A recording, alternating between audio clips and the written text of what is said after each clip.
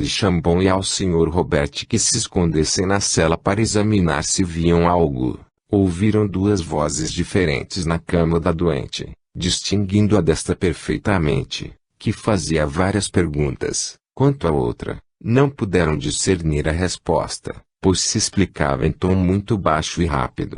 Informado por esses senhores, fui conferi-lo com a irmã Maria, que confessou o fato. Propus àqueles senhores dizer onde profundis pelo alívio das penas dessa alma sofredora e, acabada a prece, a cadeira tombou, os quadros bateram e a pia zuniu. Disse a esse espírito que íamos dizer 5 Pater e 5 Ave em honra das 5 chagas de Nosso Senhor, e lhe ordenava, como prova de que a prece lhe agradava, derrubar a cadeira uma segunda vez, mas com mais força. Mal nos ajoelhamos, a cadeira, colocada sob as nossas vistas e a 2 passos, caiu para frente, levantou-se e caiu para trás. Vendo a docilidade desse espírito e sua presteza em obedecer, julguei poder tentar tudo. Pus 40 moedas sobre a cama da doente e ordenei-lhe que as contasse. Imediatamente ouvimos contá-las num copo de vidro que eu havia colocado perto. Peguei a moeda e coloquei-a sobre a mesa. Ordenei a mesma coisa e logo ele obedeceu. Pus um escudo de 6 francos e mandei que com ele indicasse o número de missas que lhe são necessárias. Bate 33 vezes com o escudo na parede. Faço entrar no quarto os senhores de Goine, Bonfils e d'Entrevalques. Afastamos as cortinas do leito. Colocamos a vela sobre este mando o espírito bater e nos designar o número de missas. Vemos, os 4. A irmã Maria sempre no mesmo estado, sem movimento e com os papelotes em forma de cruz, ainda dispostos, e contamos 33 batidas na parede. É de notar que no quarto vizinho, separado por esta parede, não havia viva alma. Tínhamos tido cuidado de afastar tudo quanto fizesse suscitar em nós a menor suspeita. Por fim, Senhor, tentei uma nova via. Escrevi estas palavras num papel. Eu te ordeno, alma sofredora, que nos digas quem és, tanto para nossa consolação quanto para a sustentação de nossa fé. Escreve, pois, o teu nome neste papel ou, pelo menos, faz nele uma marca para conhecermos a necessidade que tens de nossas preces. Coloco este escrito debaixo da cama da doente, com um tinteiro e uma pena. Um instante depois ouço a pia tilintar, acorremos todos ao ruído e, ao mesmo tempo, achamos o papel e o crucifixo sobre ele. Ordeno-lhe que ponha o crucifixo em seu lugar e marque o papel. Então dissemos a ladainha da Virgem e, acabada a prece, encontramos o crucifixo em seu lugar e por baixo do papel 2 cruzes feitas com a pena. O padre Chambon, que estava muito perto do leito, ouviu o ruído da pena no papel. Eu poderia contar-vos muitos outros fatos igualmente surpreendentes, mas o detalhe me levaria muito longe. Sem dúvida perguntareis, caro senhor, o que penso desta aventura. Vou fazer minha profissão de fé.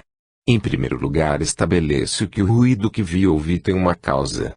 Os quadros, a cadeira, a pia, etc., são seres inanimados, que não podem mover-se por si mesmos.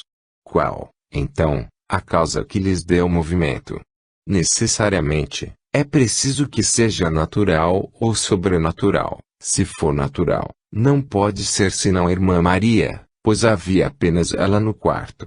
Não se pode pretender que o ruído tenha sido produzido por molas. Examinamos tudo com a máxima atenção, até desmontando os quadros, e se um simples cabelo tivesse respondido pela pia ou pela cadeira nós o teríamos percebido.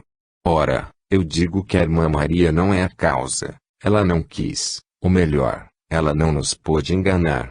Será possível que uma menina em perfeito estado de santidade, uma jovem cuja vida é um milagre contínuo, pois está provado que há 3 anos não come, não bebe e que de seu corpo não tem saído, senão uma quantidade de pedras, que uma donzela que sofre há 6 anos tudo quanto se pode sofrer e sempre com uma paciência admirável, que uma moça que só abre a boca para orar, deixando transparecer, em tudo o que diz, A mais profunda humildade, tenha querido nos enganar, impondo-se assim a todo um público, ao seu bispo, ao seu confessor e uma multidão de sacerdotes que a interrogaram a respeito.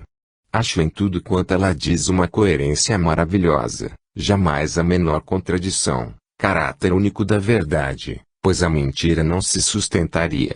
Não creio que os mártires tenham sofrido mais do que esta santa. Há épocas do ano em que o seu corpo é uma chaga só, vê-se saindo sangue e pus pelos ouvidos e, com muita frequência, lhe arrancam vermes muito compridos, que saem pelas narinas. Ela sofre e pede continuamente a Deus que a faça sofrer. Uma coisa maravilhosa é que todo ano, na quinzena da Páscoa, é tomada por um vômito de sangue. Passado o vômito, a garganta fica desobstruída, ela recebe o santo viático e um instante depois se fecha totalmente. Foi o que lhe aconteceu quarta-feira última. Em segundo lugar, digo que ela não nos pôde enganar, pois está fora de estado de agir, como já disse, é paralítica e uma senhorita de nossa cidade ficou plenamente convencida quando lhe enterrou uma calibrosa agulha na coxa. Aliás, vedes as precauções que tomamos. Costuramo-la em seu hábito e muitas vezes com o guarda à vista. Então não é ela. Quem é, então? Perguntais. A consequência fácil de tirar de tudo quanto tenho a honra de vos dizer nesse relato. Assinado, Abade de Saint-Ponk, cônego apresentador. Observação: a evidente analogia entre estes fatos e os do espírito batedor de Berzabernide de Belsdorff, relatados na Revista Espírita de maio, junho, julho e agosto de 1858, e salvo, neste, que o espírito nada tinha de malévolo. São constatados por um homem cujo caráter não pode ser suspeito, e que não observou levianamente. Se, como pretendem certas pessoas, só o diabo se manifesta, como viria junto de uma moça em estado de perfeição espiritual? Ora, é de notar que esta não era apavorada nem atormentada, ela própria sabia e as experiências constataram, que era uma alma sofredora. Se não é o diabo, então outros espíritos podem comunicar-se. Duas circunstâncias têm analogia particular como a que hoje vemos. Antes de mais, o primeiro pensamento é que haja fraude da parte da pessoa junto ao qual se produzem os fenômenos, a despeito das impossibilidades materiais que, por vezes, existem. Na situação física e moral dessa moça, não se compreende que a suspeita de uma encenação tenha podido entrar no espírito das outras religiosas. O segundo fato é mais importante.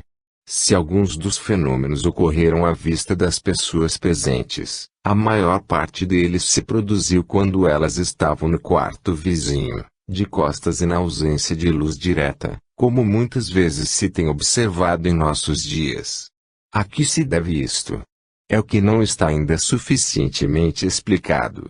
Tendo esses fenômenos uma causa material, e não sobrenatural, poderia acontecer, como em certas operações químicas, que a luz difusa fosse mais favorável à ação dos fluidos de que se serve o espírito. A física espiritual ainda está na infância. Ano 7, julho de 1864, número 7. Extrato do Jornal do Comércio do Rio de Janeiro, de 23 de setembro de 1863. Crônica de Paris. A propósito dos espectros dos teatros, assim concluiu o correspondente, depois de haver feito seu histórico, assim, no próximo inverno, cada um poderá brindar seus amigos com o espetáculo, tornado popular, de alguns fantasmas e outras curiosidades sobrenaturais.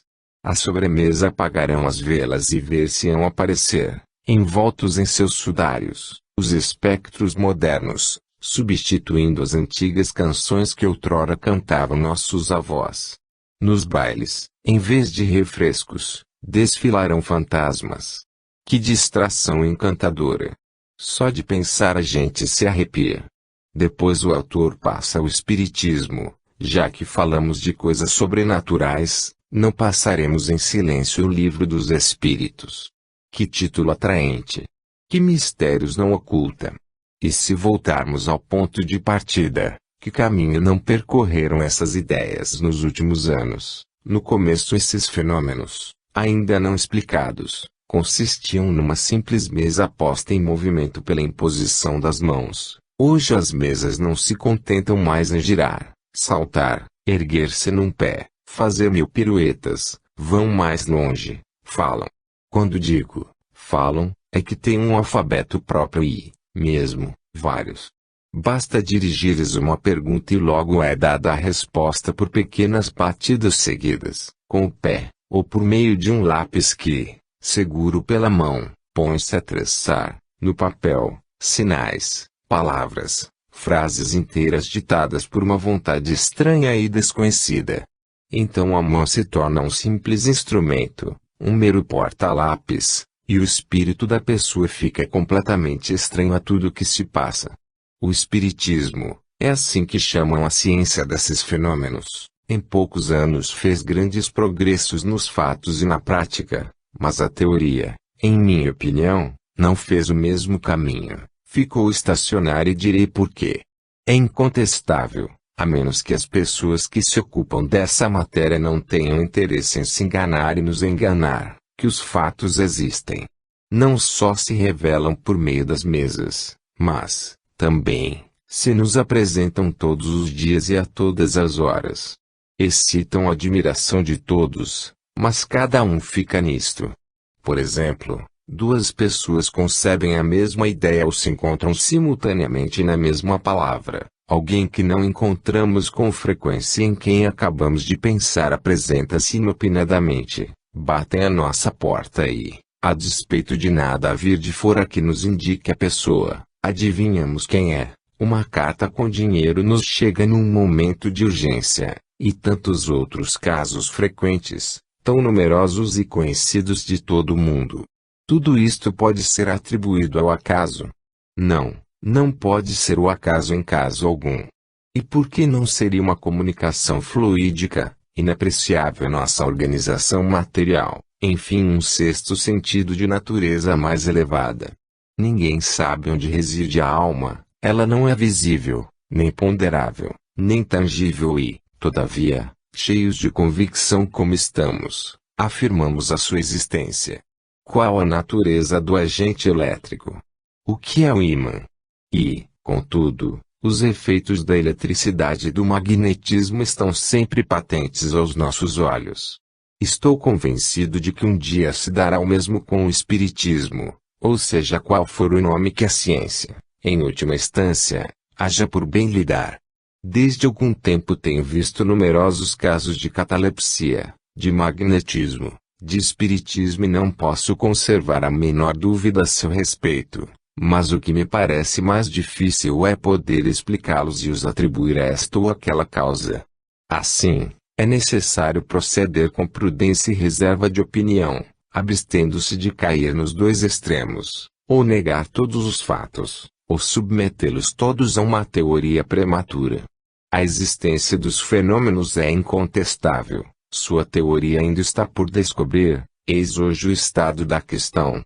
Não se pode negar que haja algo de singular e digno de ser examinado nesta ideia que agitou o mundo inteiro e que reaparece com mais intensidade que nunca, nessa ideia que tem os seus órgãos periódicos, seus anais de observação e que tem emocionado os espíritos na Áustria, na Itália e na América, fazendo nascer em reuniões na França, país onde elas raramente se formam, e onde o governo dificilmente as tolera.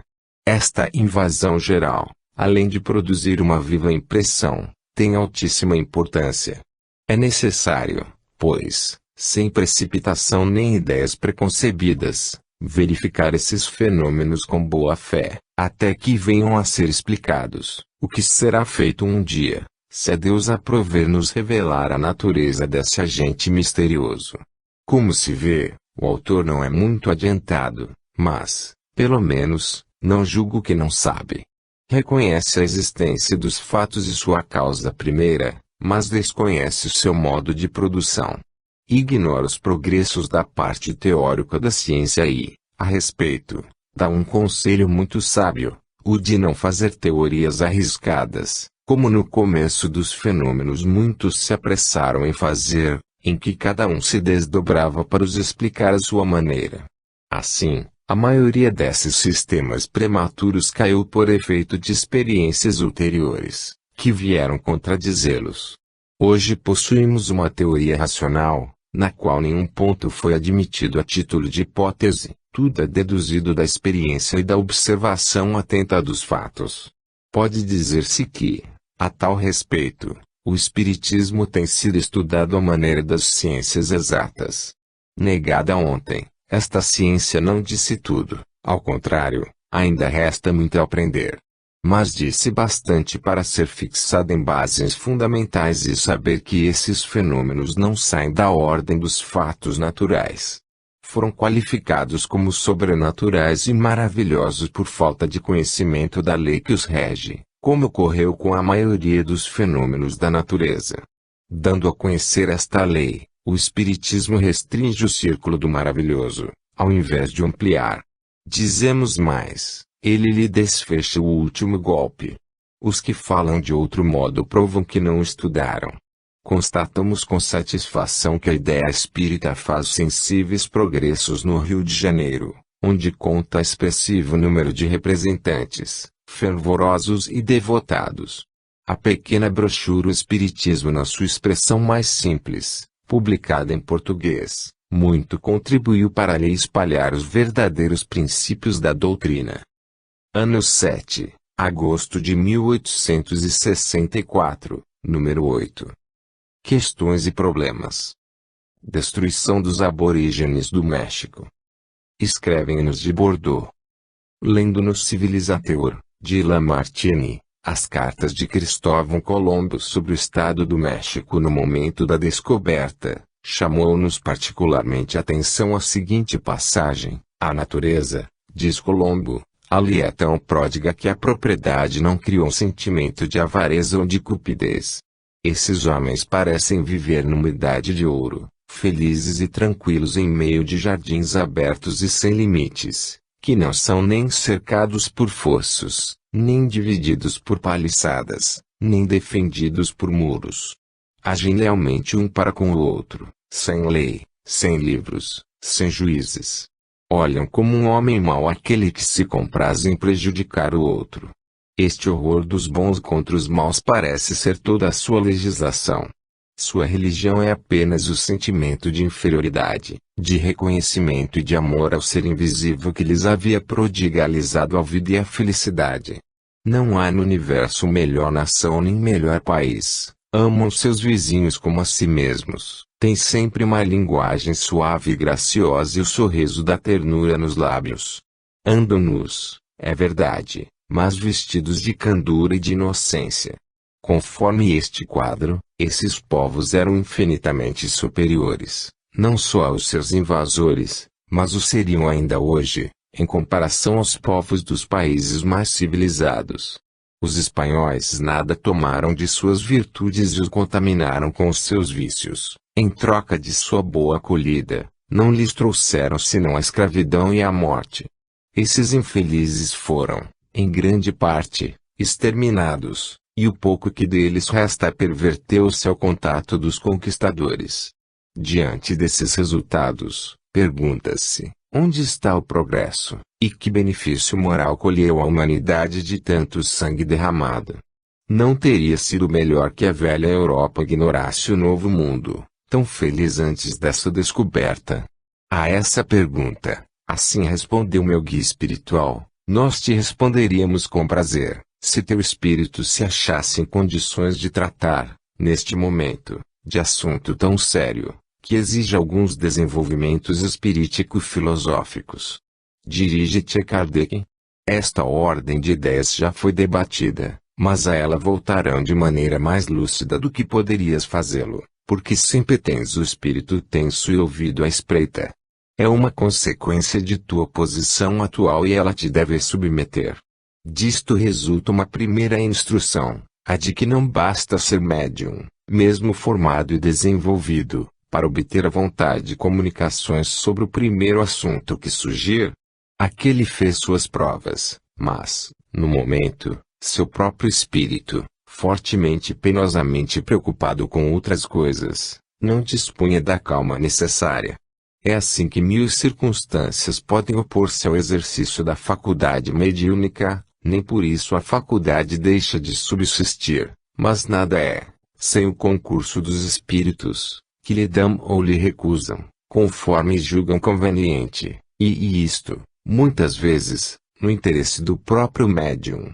Quanto à questão principal, eis a resposta obtida na Sociedade de Paris, 8 de julho de 1864, médium, Sr. Dumbel.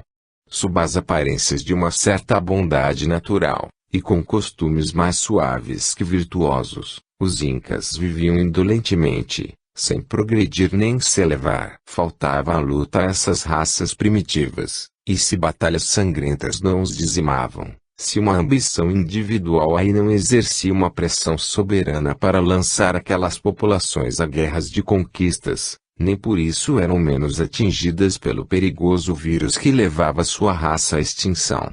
Era preciso retemperar as fontes vitais desses incas degenerados, dos quais os astecas representavam a decadência fatal, que deveria ferir todos aqueles povos. A essas causas inteiramente fisiológicas, se juntarmos as causas morais, notaremos que o nível das ciências e das artes ali tinha igualmente ficado em prolongada infância. Havia, pois, utilidade de pôr essas regiões pacíficas no mesmo nível das raças ocidentais. Hoje se julga a raça desaparecida, porque se fundiu com a família dos conquistadores espanhóis. Dessa raça cruzada surgiu uma nação nova e vivaz que, por um vigoroso impulso, não tardará a alcançar os povos do velho continente. Que resta de tanto sangue derramado? Perguntam de Bordeaux. Primeiro, o sangue derramado não foi tão considerável quanto se poderia crer. Perante as armas de fogo e alguns soldados de Pizarro, toda a nação invadida se submeteu como se estivesse diante de semideuses, saídos das águas. É quase um episódio da mitologia antiga, e essa raça indígena é, sob vários aspectos, semelhante às que defendiam o Tozão de Ouro. A essa judiciosa explicação acrescentaremos algumas reflexões. Do ponto de vista antropológico, a extinção das raças é um fato positivo. Do ponto de vista da filosofia, ainda é um problema. Do ponto de vista da religião, o fato é inconciliável com a justiça de Deus, se admitir para o homem uma única existência corpórea decidir o seu futuro para a eternidade. Com efeito, as raças que se extinguem são sempre raças inferiores às que as sucedem, podem ter na vida futura uma posição idêntica das raças mais aperfeiçoadas. O simples bom senso repele esta ideia, pois, do contrário, o trabalho que fazemos para nos melhorarmos seria inútil, e tanto faria ficarmos selvagens. A não preexistência da alma implica forçosamente, para cada raça, a criação de novas almas, mais perfeitas, ao saírem das mãos do Criador, hipótese incompatível com o princípio de toda a justiça.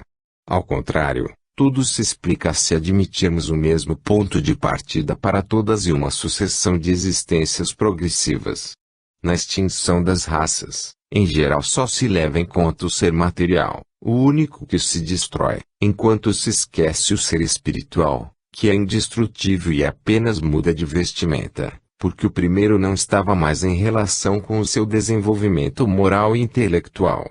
Suponhamos toda a raça negra destruída, não será destruída senão a vestimenta negra, mas o espírito, que vive sempre, revestirá, inicialmente, um corpo intermediário entre o negro e o branco e, mais tarde, um corpo branco. É assim que o ser, colocado no último degrau da humanidade, atingirá, num dado tempo, a soma das perfeições compatíveis com o estado do nosso globo. Não convém perder de vista que a extinção das raças só alcança o corpo, em nada afetando o espírito. Este, longe de sofrer com isto, ganha um instrumento mais aperfeiçoado, provido de recursos cerebrais que respondem a um maior número de faculdades. O espírito de um selvagem, encarnado no corpo de um cientista europeu, não seria mais sábio nem saberia o que fazer de seu instrumento, cujas fibras inativas se atrofiariam, o espírito de um cientista, encarnado no corpo de um selvagem, aí seria como um grande pianista, ante um piano ao qual faltasse a maioria das cordas. Esta tese foi desenvolvida num artigo da revista do mês de abril de 1862, sobre a perfectibilidade da raça negra. A raça branca caucásica é, sem contradita, a que ocupa o primeiro lugar na Terra. Mas ter atingido o apogeu da perfeição, todas as faculdades da alma estarão nela representadas. Quem ousaria dizê-lo? Suponhamos, então, que, progredindo continuamente, os espíritos dessa raça acabassem não mais achando espaço físico, tal raça desapareceria para dar lugar a outra, de uma organização mais bem dotada. Assim o quer a lei do progresso. Já não se vêem, na raça branca, nuances bem marcantes, como o desenvolvimento moral e intelectual. Podemos ficar certos de que os mais adiantados absorverão os outros. O desaparecimento das raças opera-se de duas maneiras, numas, pela extinção natural, em consequência de condições climáticas e do abastardamento, quando ficam isoladas, noutras, pelas conquistas e pela dispersão que resultam dos cruzamentos. Sabe-se que da raça negra e da raça branca saiu uma raça intermediária, muito superior à primeira, e que é como que um degrau para os espíritos desta. Depois, a fusão do sangue dá lugar à aliança dos espíritos, dos quais os mais avançados auxiliam o progresso dos outros. A respeito, quem pode prever as consequências da última guerra da China? As modificações que se vão produzir nesse país, por tanto tempo estagnado, os novos elementos fisiológicos e psicológicos levados para lá. Em alguns séculos talvez não seja mais reconhecível do que o México de hoje, comparado com o do tempo de Colombo. Quanto aos indígenas do México, diremos, como Erasto, que neles havia costumes mais suaves que virtudes, e acrescentamos que, por certo, poetizaram em demasia sua pretensidade de ouro. Ensina-nos a história da conquista que se guerreavam entre si, o que não indica um grande respeito pelos direitos dos vizinhos. Sua idade de ouro era da infância, hoje estão no entusiasmo da juventude, mais tarde atingirão a idade viril. Se ainda não possuem a virtude dos sábios, adquiriram a inteligência que a ela os conduzirá, quando estiverem maduros pela experiência. Mas são necessários séculos para a educação dos povos. Ela não se opera senão pela transformação de seus elementos constitutivos. A França seria o que é hoje sem a conquista dos romanos. E os bárbaros se teriam civilizado se não tivessem invadido a Gália. A sabedoria gaulesa e a civilização romana, unidas ao vigor dos povos do norte, fizeram o povo francês atual. Sem dúvida é penoso pensar que o progresso, por vezes, precisa de destruição. Mas é preciso destruir os velhos casebres e substituí-los por casas novas, mais belas e mais cômodas. Aliás, é preciso levar em conta o estado atrasado do globo, onde a humanidade está apenas no progresso material e intelectual. Quando entrar no do progresso moral e espiritual, as necessidades morais suplantarão as necessidades materiais. Os homens serão governados segundo a justiça e não mais terão de reivindicar seu lugar à força, então a guerra e a destruição não mais terão razão de ser. Até lá, a luta é consequência de sua inferioridade moral. Vivendo mais material que espiritualmente, o homem só encara as coisas do ponto de vista atual e material, por conseguinte, de um ponto limitado. Até agora, ignorou que o papel capital pertence ao espírito, viu os efeitos, mas não conheceu as causas, razão por que, durante tanto tempo, extraviou-se nas ciências, nas suas instituições e nas suas religiões.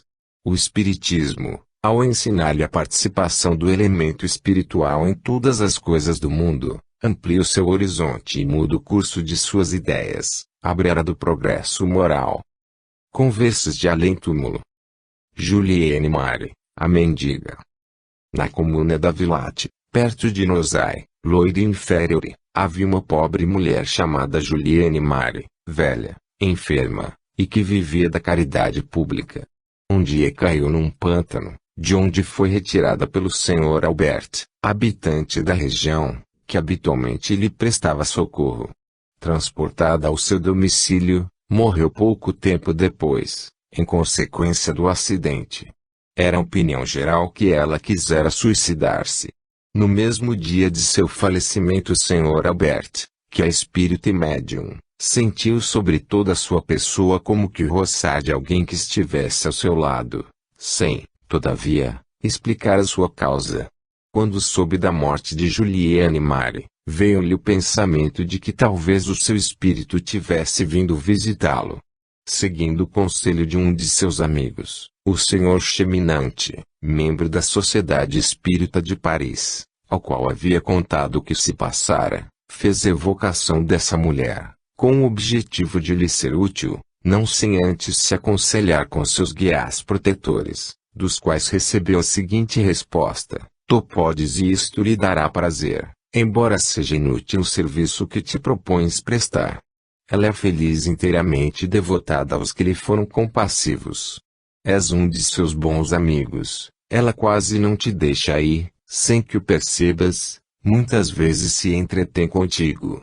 Mais cedo ou mais tarde os serviços prestados serão recompensados, se não pelo favorecido, por aqueles que por ele se interessam, antes e depois de sua morte. Quando o espírito não teve tempo de se reconhecer, outros espíritos simpáticos, em seu nome, testemunham todo o seu reconhecimento. Eis o que explica o que sentiste no dia de sua morte. Agora é ela quem te ajuda no bem que queres fazer. Lembra-te do que disse Jesus: aquele que se humilhar será exaltado. Terás a medida do serviço que ela te pode prestar, se, contudo, só lhe pedires assistência para ser útil ao teu próximo. Evocação. Bondosa Juliane Mari, sois feliz, eis tudo quanto eu queria saber. Isto não me impedirá de pensar em vós muitas vezes e de jamais vos esquecer em minhas preces. Resp. Tem confiança em Deus, inspira aos teus doentes uma fé sincera e triunfarás quase sempre. Não te ocupes jamais com a recompensa que disso virá, pois ela ultrapassará a tua expectativa. Deus sabe sempre recompensar como merece aquele que se dedica ao alívio de seus semelhantes e vota às suas ações um completo desinteresse. Sem isto, tudo não passa de ilusão e quimera.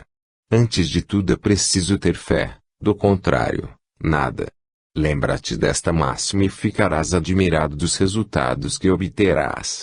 Os 2 doentes que curaste disso são a prova, nas circunstâncias em que se encontravam. Com os remédios simples terias falhado. Quando pedires a Deus permissão para que os espíritos bons derramem sobre ti seus fluidos benfazejos, se o pedido não te fizer sentir um sobressalto involuntário, é que tua prece não foi bastante fervorosa para ser ouvida. Ela só o será nas condições que te assinalo. É o que tens experimentado quando dizes do fundo do coração: Deus Todo-Poderoso, Deus Misericordioso, Deus de bondade sem limites, acolhei a minha prece e permiti que os espíritos bons me assistam na cura tende piedade dele, meu Deus, e restitui-lhe a saúde, sem vós nada posso. Que se faça a vossa vontade. Fizestes bem em não desprezar os humildes. A voz do que sofreu e suportou com resignação as misérias deste mundo é sempre ouvida, e, como vês, um serviço prestado sempre recebe a sua recompensa. Agora, uma palavra a meu respeito, isto te confirmará o que foi dito acima. O Espiritismo te explica a minha linguagem como espírito. Não preciso entrar em detalhes a respeito. Também creio ser inútil dar-te a conhecer a minha existência anterior. A posição em que me conheceste na Terra deve fazer-te compreender e apreciar minhas outras existências, que nem sempre foram irrepreensíveis. Votada a uma vida de miséria, enfermo e não podendo trabalhar, mendiguei a vida toda. Não entesourei, Na velhice minhas pequenas economias limitavam-se a uma centena de francos, que reservava para quando as pernas não me pudessem transportar. Deus julgou a minha provação e expiação suficiente e lhes pôs um termo, livrando-me, sem sofrimento, da vida terrena, porque eu não me suicidei, como ao princípio pensaram. Caí fulminado à borda do pântano, no momento em que dirigi a minha última prece a Deus. O declive do terreno foi a causa da presença de meu corpo na água. Não sofri, estou feliz por ter podido cumprir minha missão sem entraves e com resignação. Tornei-me útil, na medida de minhas forças e de minhas possibilidades, e evitei fazer mal ao próximo. Hoje recebo a recompensa e dou graças a Deus, nosso divino Senhor que, no castigo que inflige, suaviza a amargura fazendo-nos esquecer, durante a vida, as nossas antigas existências, e pondo em nosso caminho almas caridosas, para nos ajudarem a suportar o fardo de nossos erros passados. Persevera também e, como eu, serás recompensado. Agradeço-te as boas preces e o serviço que me prestaste. Jamais o esquecerei. Um dia nos reveremos e muitas coisas ser-te-ão explicadas, no momento seriam supérfluas. Basta saberes que te sou muito devotada, muitas vezes estou junto de ti e sempre que necessitares de mim, para o alívio dos que sofrem. A pobrezinha Julienne Mary. Tendo sido evocado na Sociedade de Paris, a 10 de junho de 1864, médium, Senhora Patete, o espírito Julienne Mary ditou a seguinte comunicação: Obrigado por que me admitistes em vosso meio, caro presidente. Sentistes bem que minhas existências anteriores foram mais elevadas do ponto de vista social, e, se voltei para sofrer a prova da pobreza, era para me punir de um vão orgulho, que me fazia repelir quem fosse pobre e miserável. Então sofri essa lei justa de Talião, que me tornou a mais horrenda mendiga desta região, mas, como que para me provar a bondade de Deus, eu não era repelida por todos, isto era todo o meu medo. Suportei minha prova sem murmurar, pressentindo uma vida melhor, de onde não devia mais voltar a esta terra de exílio e de calamidade. Que felicidade o dia em que nossa alma, ainda jovem, puder entrar na vida espiritual para rever os seres amados. Porque, eu também, amei e sou feliz por ter encontrado os que me precederam. Obrigado a esse bom Albert, ele me abriu a porta do reconhecimento. Sem a sua mediunidade eu não lhe poderia agradecer e provar-lhe que minha alma não esquece as felizes influências de seu bom coração e recomendar-lhe que propague sua divina crença. Ele é chamado a recolher as almas transviadas, que se convença bem do meu apoio. Sim, eu lhe posso retribuir ao cêntuplo o que ele me fez, instruindo na via que seguis. Agradecei ao Senhor me haver permitido que os Espíritos vos possam dar instruções para encorajar o pobre em suas penas e deter o rico em seu orgulho. Sabei compreender a vergonha que há em repelir um infeliz, que eu vos sirva de exemplo, a fim de que eviteis, como eu, de vir espiar as vossas faltas nessas dolorosas posições sociais, que vos colocam tão baixo e vos fazem a escória da sociedade. Julienne Mary. Observação: este caso está cheio de ensinamentos para quem quer que medite as palavras deste Espírito nestas duas comunicações. Todos os grandes princípios do Espiritismo aí se acham reunidos. Desde a primeira, o Espírito revela sua superioridade pela linguagem, como fada benfeitora, vem proteger aquele que não a rejeitou em seus farrapos de miséria. É uma aplicação destas máximas do Evangelho. Os grandes serão humilhados e os pequenos serão exaltados. Bem-aventurados os humildes, bem-aventurados os aflitos, porque serão consolados. Não desprezeis os pequenos, pois quem é pequeno neste mundo talvez seja maior do que credes. Que os que negam a reencarnação como contrária à justiça de Deus, expliquem a posição dessa mulher, condenada à infelicidade desde o nascimento, por suas enfermidades, se não por uma vida anterior. Transmitida esta comunicação ao Sr. Albert, ele obteve, por sua vez, a que segue, que vem confirmar a anterior. P. Boa Juliane Mari, já que quereis ajudar-me com os vossos bons conselhos, a fim de me fazer progredir na via da nossa divina doutrina, tende a bondade de vos comunicardes comigo. Envidarei todos os esforços para tirar proveito dos vossos ensinamentos. Resp. Lembra-te da recomendação que te vou fazer e dela jamais te afastes. Sê sempre caridoso, na medida de tuas possibilidades. Compreendes a caridade suficientemente tal qual deve ser praticada em todas as posições da vida terrena. Não preciso, pois, vir dar-te um ensinamento a respeito. Serás tu mesmo o melhor juiz, seguindo, contudo, a voz da consciência, que jamais te enganará, quando a escutares sinceramente. Não te iludas quanto às missões que tens a cumprir na terra, pequenos e grandes têm a sua. A minha foi muito penosa, mas eu merecia semelhante punição, por minhas existências precedentes, conforme eu confessei ao bom presidente da Sociedade Mãe de Paris, a qual todos vos reunireis um dia. Esse dia não está tão longe quanto pensas, o Espiritismo marcha a passos de gigante, a despeito de tudo quanto tem feito para o entravar. Marchai, pois, todos sem medo, fervorosos adeptos da doutrina, e vossos esforços serão coroados de sucesso. Pouco vos importe o que disserem de vós. Colocai-vos acima de uma crítica irrisória, que cairá sobre os adversários do Espiritismo. Os orgulhosos. Eles se julgam fortes e pensam abater-vos facilmente. Vós, meus bons amigos, ficai tranquilos e não temais vos medir com eles.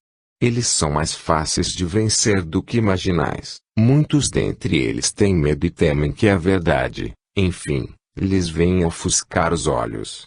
Esperai, eles virão, por sua vez, ajudar no coroamento do edifício. Juliane Mari. Ano 7, setembro de 1864, número 9. Conversas de além-túmulo. Um espírito que se julga médium. A senhora Gaspard, amiga da senhora Delany, era uma fervorosa espírita. Seu pesar era não ser médium, teria desejado sobretudo ser médium vidente. Desde longa data sofria muito de um aneurisma. Em 2 de julho último, durante a noite, a ruptura desse aneurisma provocou-lhe morte súbita. A senhora Delany ainda não tinha sido informada do evento quando, de dia, ouviu pancadas em diversas partes do quarto. A princípio não prestou grande atenção, mas a persistência dos golpes fez pensar-se que algum espírito queria comunicar-se. Como é excelente médium, tomou do lápis e escreveu o que se segue: ó, boa senhora Delany, como me fizestes esperar. Corri para vos contar minha nova faculdade, sou médium vidente. Vi meu caro Emílio, minhas crianças, todos, minha mãe, a mãe do Sr. Gaspard. Oh, como ele vai sentir-se feliz quando souber. Obrigado, meu Deus, por tão grande favor. P. Sois vós mesma, senhora Gaspard, que me falais neste momento. Resp. Como? Não me vedes? Há muito tempo estou perto de vós. Estava impaciente porque não me respondis. Vamos. Vireis, não? Agora é a vossa vez. E, depois, isto vos fará bem, iremos passear, agora que me sinto bem. Oh, como se é feliz, ao rever aqueles a quem se ama. Foi o que me curou. Como o bom Deus é bom e como cumpre suas promessas quando se é fiel aos seus mandamentos, hein, meu Emílio? E dizer que meu pobre pai ainda vai falar que estou louca. Isso não tem importância, mesmo assim lhe direi. Vamos partir? É preciso levar vossa mãe, pois isto lhe fará bem. Pobre mulher. Ela tem um ar tão bom. P. Vamos partir, senhora Gaspard, eu vos sigo. Vamos mesmo à vossa casa em Châtillon? Dizei-me o que vedes ou, melhor, o que lá se passa no momento. Resp. Coisas singulares. Dito isto, o espírito se foi e a senhora Delany nada mais pôde obter. Para a compreensão desta última parte da comunicação, diremos que, desde algum tempo, As duas amigas haviam planejado um passeio na casa de campo da senhora Gaspard, em Châtillon. Surpreendida por uma morte súbita, a senhora Gaspard não se dá conta de sua posição e ainda se julga viva. Como vê os espíritos que lhe são caros, imagina haver se tornado vidente. É uma particularidade notável da transição da vida corpórea à vida espiritual. Além disso, achando-se livre do sofrimento, a senhora Gaspard crê-se curada e vem renovar seu convite à senhora Delane. Contudo, nela as ideias são confusas, pois vem avisá-la por meio de golpes em torno dela, sem compreender que não seria divertida desta maneira se estivesse viva. A senhora Delane logo compreende a singularidade da posição, mas, não lhe querendo tirar as ilusões, a convida a ver o que se passa em Châtillon. O espírito para ali se transporta e talvez tenha sido chamado à realidade por alguma circunstância imprevista, já que exclama, coisas singulares, e interrompe a comunicação. Aliás, a ilusão durou pouco. A partir do dia seguinte a senhora Gaspard já estava completamente desprendida e ditou excelente comunicação, dirigida ao marido e aos amigos, congratulando-se por haver conhecido o espiritismo, que lhe proporcionara uma morte isenta das angústias da separação. Ano 7, outubro de 1864, número 10. Um criminoso arrependido. Durante a visita que acabamos de fazer aos espíritas de Bruxelas, deu-se o seguinte fato em nossa presença, numa reunião íntima de 7 ou 8 pessoas, a 13 de setembro. Solicitou-se a uma senhora médium que escrevesse, sem que se tivesse feito qualquer evocação especial. Assaltada por extraordinária agitação, e depois de haver rasurado violentamente o papel, escreve em caracteres muito grossos estas palavras: arrependo-me. Arrependo-me. Latour. Surpreendidos com a inesperada comunicação, de modo algum provocada, visto que ninguém pensara nesse infeliz, cuja morte até então era ignorada por uma parte dos assistentes, dirigimos ao espírito palavras de conforto e comiseração, fazendo-lhe em seguida esta pergunta: que motivo vos levou a manifestar-vos aqui, de preferência a outro lugar, quando não vos evocamos? Responde o médium de viva voz: vi que, almas compassivas, teríeis piedade de mim, ao passo que outros me evocavam mais por curiosidade que por caridade, ou de mim se afastavam horrorizados. Depois começou por uma cena indescritível, que não durou mais de meia hora. O médium, juntando os gestos e a expressão da fisionomia à palavra, deixava patente a identificação do espírito com a sua pessoa. Às vezes, esses gestos de cruel desespero desenhavam vivamente o seu sofrimento. O tom da sua voz era tão compungido, as súplicas tão veementes, que ficávamos profundamente comovidos. Alguns estavam mesmo aterrorizados com a superexcitação do médium, mas sabíamos que a manifestação de um ente arrependido, que implora piedade, nenhum perigo poderia oferecer. Se ele buscou os órgãos do médium, é que melhor desejava patentear a sua situação, a fim de que mais nos interessássemos pela sua sorte, e não como os espíritos obsessores e possessores, que visam apoderar-se dos médiuns para os dominar. Tal manifestação lhe fora talvez permitida não só em benefício próprio, como também para edificação dos circunstantes. Ei-lo a exclamar: ó, sim, piedade. Muito necessito dela. Não sabeis o que sofro? Não o sabeis, e não podereis compreendê-lo. É horrível. A guilhotina. Que vale a guilhotina comparada a este sofrimento de agora? Nada, é um instante. Este fogo que me devora, sim, é a pior, porque é uma morte contínua, sem tréguas nem repouso. Sem fim. E as minhas vítimas, ali estão ao redor, a mostrar-me os ferimentos, a perseguir-me com seus olhares. Aí estão, e vejo-as todas. Todas. Sem poder fugir-lhes. E este mar de sangue? E este ouro manchado de sangue? Tudo aí está. Tudo. E sempre ante meus olhos. E o cheiro de sangue? Não o sentis? Ó, sangue, sempre sangue. Elas que imploram, as pobres vítimas, e eu a feri-las sempre. Sempre. Impiedosamente. O sangue inebria-me. Acreditava que depois da morte tudo estaria terminado, e assim foi que afrontei o suplício e afrontei o próprio Deus, renegando-o. Entretanto, quando me julgava aniquilado para sempre, que terrível despertar! Oh! Sim, terrível, cercado de cadáveres, de espectros ameaçadores, os pés atolados em sangue. Acreditava-me morto, e estou vivo. Vivo para rever tudo isto. Para ouvir incessantemente. Horrendo. Horrendo. Mais horrendo que todos os suplícios da terra. Ah! Se todos os homens pudessem saber o que há para além da vida, saberiam também quanto custam as consequências do mal. Certo, não haveria mais assassínios, nem criminosos, nem malfeitores. Eu só quisera que todos os assassinos pudessem ver o que eu vejo e sofro. Oh! Então não mais o seriam, porque é horrível este sofrimento. Bem sei que o mereci, oh! Meu Deus, porque também não tive compaixão das minhas vítimas, repeli as mãos súplices quando imploravam que as poupasse. Sim, fui cruel, de certo, matando-as covardemente para roubá-las.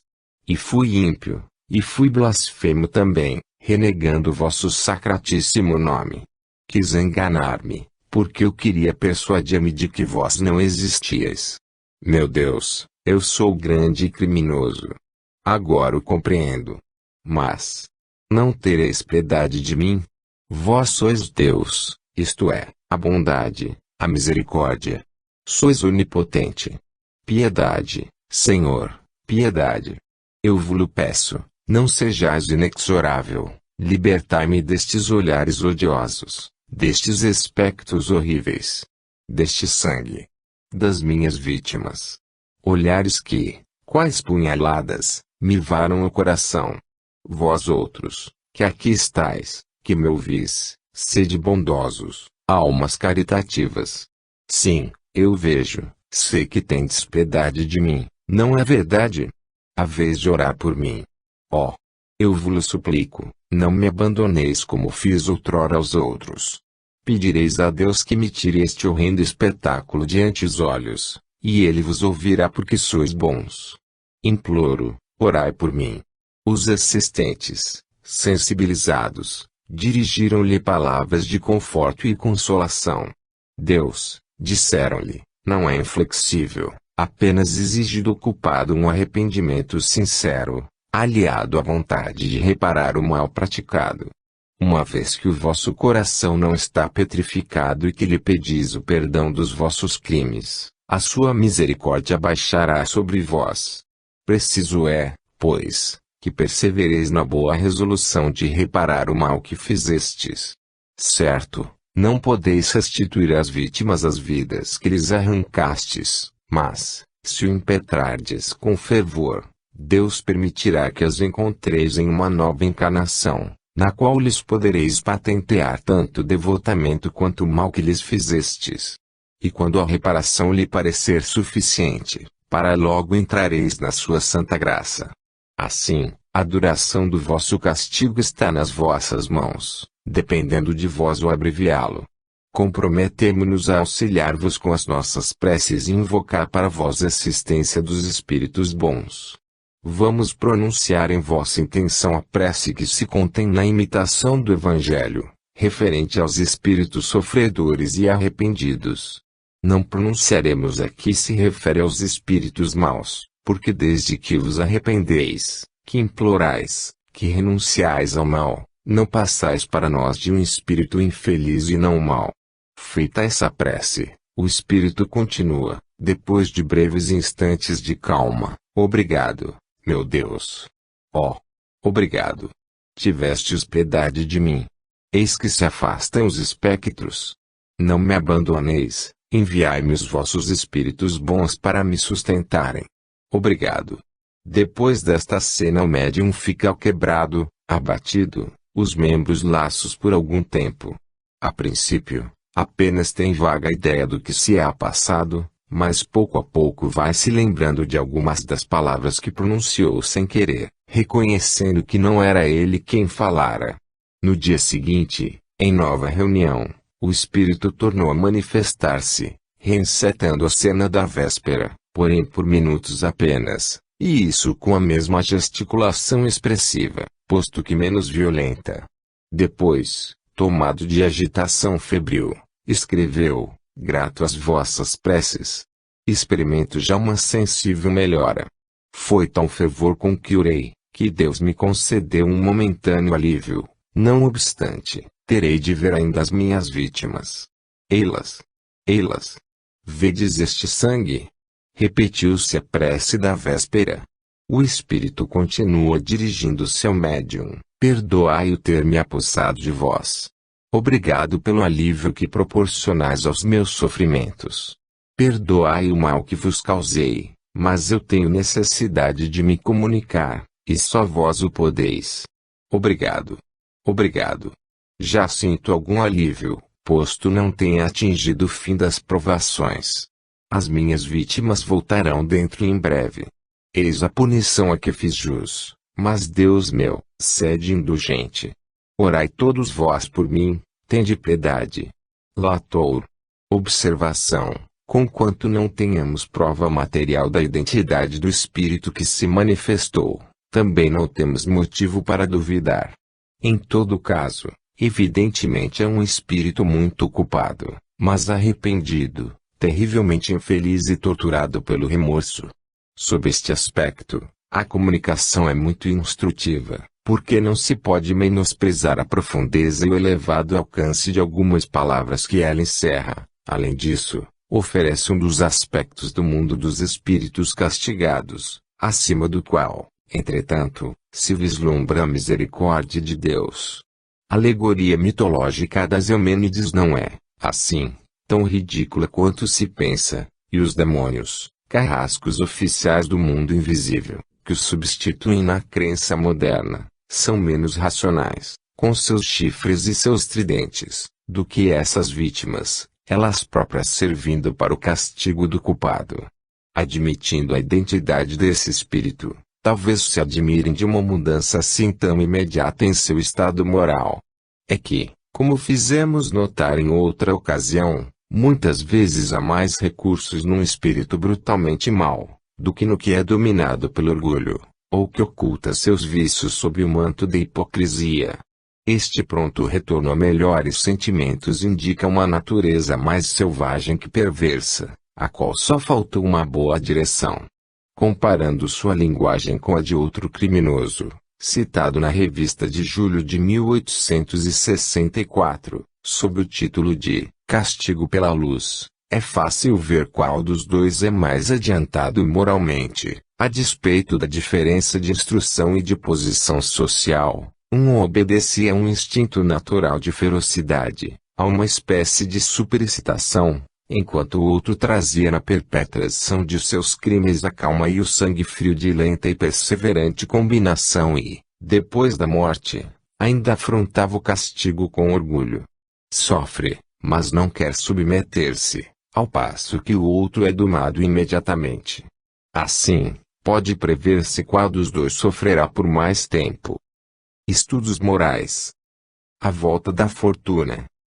Lê-se no Siècle de 5 de junho de 1864, o Sr. X, berlinense, possuía imensa fortuna. Seu pai, ao contrário, em consequência de vários reveses, tinha caído em extrema miséria e se vira forçado a recorrer à generosidade do filho. Este repeliu duramente a súplica do ancião que, para não morrer de fome, teve de recorrer à intervenção da justiça. O Sr. X foi condenado a fornecer ao pai uma pensão alimentar. Mas, antes, havia tomado suas precauções, prevendo que parte de seus rendimentos poderia ser confiscada, caso se recusasse a pagar a pensão. Resolveu ceder a fortuna a um tio paterno. O infeliz pai viu-se privado de sua última esperança. Protestou que a cessão era fictícia e que o filho tinha recorrido a ela para escapar à execução da sentença. Mas teria que o provar. O velho, porém, Não dispunha de condições para intentar um processo custoso, já que lhe faltavam as coisas essenciais à vida. Um acontecimento imprevisto veio mudar tudo. O tio morreu subitamente, sem deixar testamento. Como não tivesse